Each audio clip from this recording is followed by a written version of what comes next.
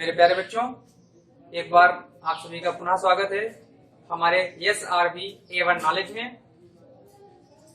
तो जैसा कि पिछले वीडियो में मैंने आपको जो अध्याय की यानी कि पाठ की जो रूपरेखा थी, पाठ के जो टॉपिक थे, हमारा जो पाठ था या अध्याय था, ये किन किन पार्टों में डिवाइड था, वो सारी चीजें हमने आपको बताई थी। उन पार्टों के नाम मैं पुनः एक बार आपके लिए रिपीट करना चाहूंगा।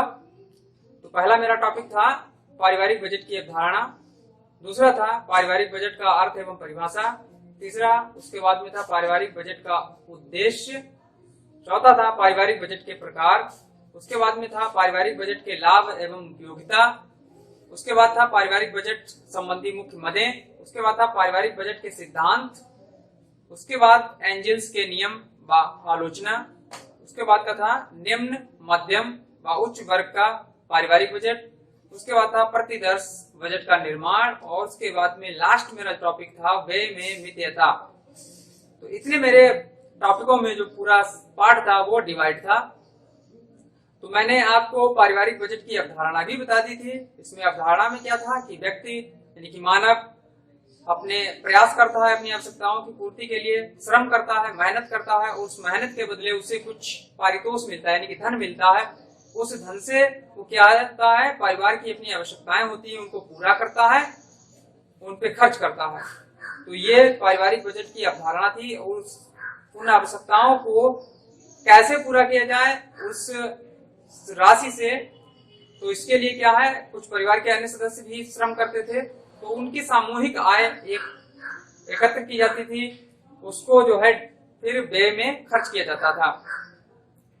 तो ये अवधारणा मैंने आपको बताई थी। आज का मेरा जो टॉपिक है इस वीडियो का जो है, मैं इस वीडियो में आपके लिए लेकर आया हूं पारिवारिक बजट का अर्थ और उसकी परिभाषा। पारिवारिक बजट का अर्थ एवं परिभाषा। दूसरा मेरा टॉपिक है पारिवारिक बजट के उद्देश्य। तो पारिवारिक बजट का अर्थ एवं परिभाषा, तो ये अवधारणा हमने सुनी, मतलब आपको बताई थी पिछले वीडियो में। इस वीडियो में मैं आपको पारिवारिक बजट का अर्थ बताने जा रहा हूं। पारिवारिक बजट एक सुव्यवस्थित प्रलेख होता है जिसमें आय व अनुमानित व्यय का विवरण प्रस्तुत किया जाता है। पारिवारिक बजट एक सुव्यवस्थित प्रलेख होता है जिसमें आय व अनुमानित व्यय का विवरण प्रस्तुत किया जाता है। किसी निश्चित अवधि में होने वाली निश्चित आय को उस निश्चित समय में योजनाबद्ध ढंग से व्यय करने के लिए तैयार की गई रूपरेखा को बजट कहते हैं। फिर से सुन लीजिए, किसी निश्चित अवधि में होने वाली निश्चित आय को उस निश्चित समय में योजनाबद्ध ढंग से व्यय करने के लिए तैयार की गई रूपरेखा को बजट कहते हैं। इसको हम दूसरे शब्दों में भी कह सकते हैं कि किसी परिवार विशेष की किसी विशेष अवधि में किसी परिवार की किसी विशेष अवधि से संबंधित आय तथा व्यय का संपूर्ण ब्यौरा पारिवारिक बजट कहलाता है। किसी परिवार विशेष की किसी विशेष अवधि से संबंधित आय तथा व्यय का संपूर्ण ब्यौरा पारिवारिक बजट कहलाता है। तो ये तो हो गया परिवार बजट का अर्थ। अब उसके परिभाषाओं की तरफ हम बढ़ते हैं। तो परिभाषाएं, जैसे कि मैं प्रोफेसर मार्शल के द्वारा जो उन्होंने परिभाषा अपनी डेफिनेशन दी है वो बताना जा रहा हूं। उन्होंने बताया है कि बजट किसी परिवार की आय व्यय का बजट किसी परिवार की आय व्यय का मोटे तौर पर अनुमान है। इसको पुनः मैं रिपीट करने जा रहा हूं। प्रोफेसर मार्शल ने बताया है कि बजट किसी परिवार की आय व्यय का मोटे तौर पर अनुमान है। उसके बाद वर्गीज, ओगेल और श्रीनिवासन ने अपनी एक डेफिनेशन दी है अपने अकॉर्डिंग यानी कि अपने अनुसार। उन्होंने बताया है कि बजट एक दी हुई आय में एक निश्चित अवधि जैसे एक सप्ताह, एक महीना या एक वर्ष में व्यय एवं बचत करने की योजना है। फिर से सुन लीजिए एक बार पुनः कि बजट एक दी हुई आय में एक निश्चित अवधि जैसे कि एक सप्ताह, एक महीना या एक वर्ष में व्यय एवं बचत करने की योजना है। ये जो डेफिनेशन दी है वो वर्गीज, फोगेल और श्रीनिवासन ने दी है। उसके बाद एक क्रेग और रस ने एक डेफिनेशन दी है। क्रेग और रस ने इन्होंने बताया है कि बजट भूतकाल में व्यय, बजट भूतकाल में व्यय भविष्य के अनुमानित व्यय और वर्तमान की मदों पर निश्चित व्यय का लेखा जोखा है। एक बार मैं पुनः बताना चाहूंगा कि बजट भूतकाल में व्यय भविष्य के अनुमानित व्यय और वर्तमान समय की मदों पर निश्चित व्यय का लेखा जोखा है। तो इन परिभाषाओं से हमें ये पता चलता है या इसके अर्थ को हम स्पष्ट तौर पर जान सकते हैं कि हम पारिवारिक बजट एक प्रकार का सुव्यवस्थित लेख है अथवा प्रपत्र होता है। पारिवारिक बजट एक प्रकार का सुव्यवस्थित लेख अथवा प्रपत्र होता है जिसमें संबंधित परिवार के निश्चित अवधि में होने वाले आय व्यय का विवरण प्रस्तुत किया जाता है। जिसमें क्या होता है, संबंधित परिवार, जो परिवार से संबंधित चीजें होती हैं उनकी निश्चित अवधि में आय व्यय का विवरण प्रस्तुत होता है। जो निश्चित अवधि में जो भी आय होती है और व्यय होता है उसका विवरण प्रस्तुत होता है। गृहिणी तथा गृह स्वामी की कुशलता पर, गृहिणी जो घर को चलाती है और गृह स्वामी जिसका स्वामित्व होता है घर पे, की कुशलता पर इस बात का निर्भर होता है या ये बात निर्भर होती है कि वह अपनी आय को बुद्धिमानी ढंग से कैसे व्यय करे। गृहिणी और गृह स्वामी ये उनकी कार्य कुशलता पर निर्भर होता है कि वह अपनी आय को किस प्रकार बुद्धिमानी से या किस प्रकार योजनाबद्ध से उसको व्यय करें या खर्च करें। इसके लिए उन्हें बजट बनाना आवश्यक होता है। तो बजट तैयार करते समय वर्तमान परिस्थितियों को ध्यान में रखना अत्यंत आवश्यक होता है। जब भी बजट बनाया जाता है तो वर्तमान की जो परिस्थितियां हैं उनको विशेष रूप से ध्यान रखा जाता है।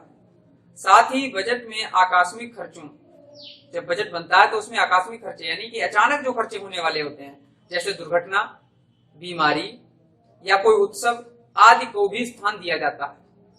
तो बजट तैयार करते समय इस बात का विशेष ध्यान रखा जाता है या ध्यान रखें कि कुछ बचत अवश्य हो, यानी कि बजट जो भी बनाए उसमें बचत का प्रावधान अवश्य आप जोड़ें और परिवार के सदस्यों की आवश्यकताओं की पूर्ति के साथ साथ उन्हें अधिकतम संतोष भी प्राप्त हो सके, परिवार की आवश्यकताएं भी पूरी हो सके और उन्हें अधिकतम संतोष भी प्राप्त हो। तो ये तो मेरा था पारिवारिक बजट का अर्थ व परिभाषा। अब बढ़ते हैं अपने अगले टॉपिक की तरफ। अगला टॉपिक मेरा है पारिवारिक बजट के उद्देश्य। अब मैं उद्देश्य को बताऊंगा।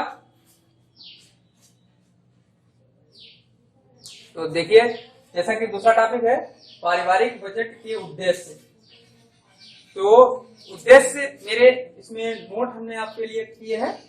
पहला है परिवार के बजट का ज्ञान, परिवार की विभिन्न मदों के व्यय का ज्ञान, परिवार की कुल आय का हिसाब रखना, परिवार के रहन सहन का ज्ञान, परिवार की विभिन्न आवश्यकताओं का ज्ञान, बजट की अवधि का ज्ञान।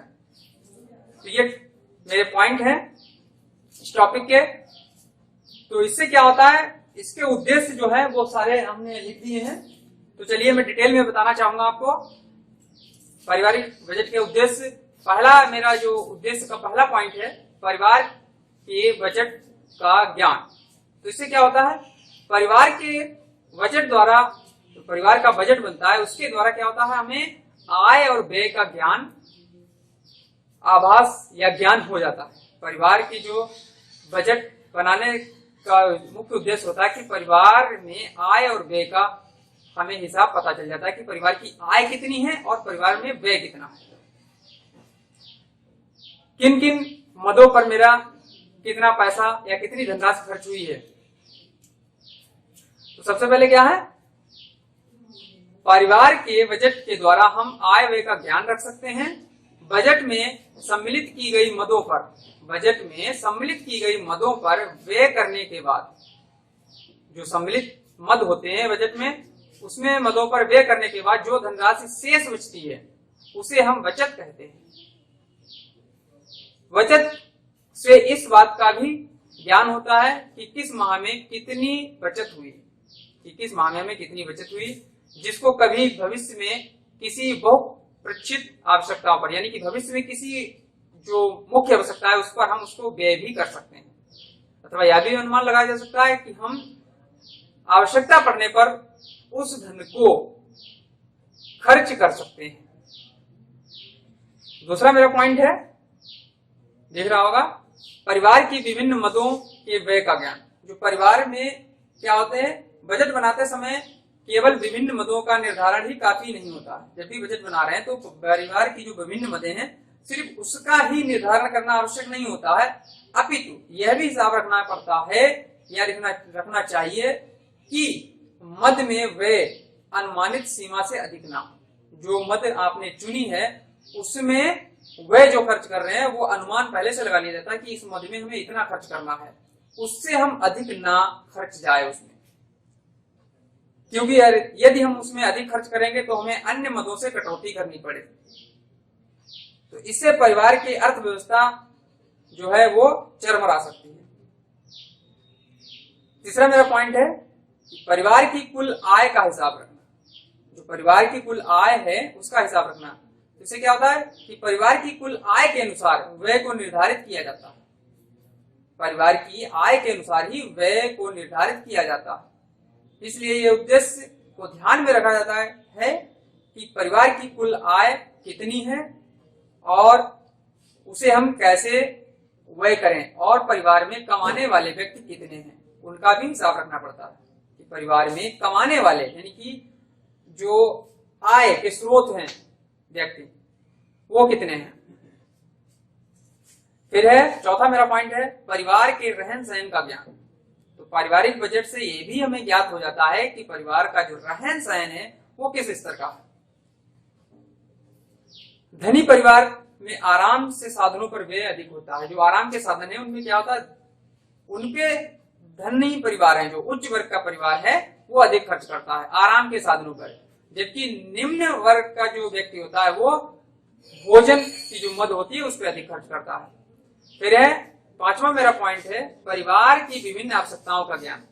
ये भी हमें उद्देश्य होता है कि बजट द्वारा व्यय की गई विभिन्न मदों से ये भी हमें ज्ञात होता है जो हमने बजट बनाया है उसमें जो विभिन्न मदों में हमने व्यय किया है उससे ये हमें आभास होता है कि परिवार के सदस्यों की कौन सी आवश्यकता है, कि परिवार के जो सदस्य हैं उनकी कौन सी आवश्यकताएं हैं, किन आवश्यकताओं को पूरा करना अधिक आवश्यक है। यानी कि परिवार में बहुत सारे सदस्य होते हैं, उनकी विभिन्न आवश्यकताएं होती हैं, उनमें हम कौन सी आवश्यकताओं को पूरा कर सकते हैं, जो मुख्य आवश्यकताएं उनको कौन सी आवश्यकताओं को पहले हम पूरा कर सकते हैं, क्योंकि कुछ आवश्यकताएं ऐसी भी होती हैं जिन्हें हम पूर्ण नहीं कर सकते हैं, तो उन्हें कुछ समय के लिए रोक सकते हैं, उन्हें बाद में पूरा किया जा सकता है। अगला मेरा पॉइंट है बजट की अवधि का ज्ञान। जो बजट की अवधि होती है, बजट से हमें यह भी ज्ञात होता है कि जो पारिवारिक बजट है वो कितने समय के लिए बनाया गया, यानी कि पारिवारिक जो हमने बजट निर्माण किया है वो कितने समय के लिए, एक सप्ताह का है, एक माह का है अथवा एक वर्ष का है। तो मुख्यतः ये बजट जो है एक माह के लिए हम तैयार कर सकते हैं, क्योंकि एक माह का तैयार बजट जो होता है वो सबसे महत्वपूर्ण माना गया है। इससे मासिक हमें आय और व्यय का लेखा जोखा पता चलता रहता है कि इस माह में मेरी कितनी आय हुई और कितना व्यय हुआ। तो ये तो मेरे थे पारिवारिक बजट के उद्देश्य। अब बढ़ते हैं वर्क की तरफ। आपको वर्क क्या करना है, तो जैसे कि हमने आपको बताया था, पहला टॉपिक था मेरा इस वीडियो का कि पारिवारिक बजट का अर्थ और उसकी परिभाषा। तो पारिवारिक बजट का अर्थ एवं परिभाषा आपको लिखनी है। दूसरा मेरा है जो क्वेश्चन आपके लिए है पारिवारिक बजट के उद्देश्य। तो ये दो क्वेश्चन आपको लिखने हैं, पारिवारिक बजट के अर्थ एवं परिभाषा, पारिवारिक बजट। तो मैंने क्या आपको बताया कि पारिवारिक बजट का अर्थ एवं परिभाषा लिखनी है। दूसरा क्वेश्चन है पारिवारिक बजट के उद्देश्य लिखने हैं। तो उद्देश्य जैसे कि आपको ये दिख रहे होंगे, परिवार की बचत का ज्ञान, परिवार की विभिन्न मदों के व्यय का ज्ञान, परिवार की कुल आय का हिसाब रखना, परिवार के रहन सहन का ज्ञान, परिवार की विभिन्न आवश्यकताओं का ज्ञान, और ये छठा दिख रहा होगा आपको बजट जो है, बजट की अवधि का ज्ञान।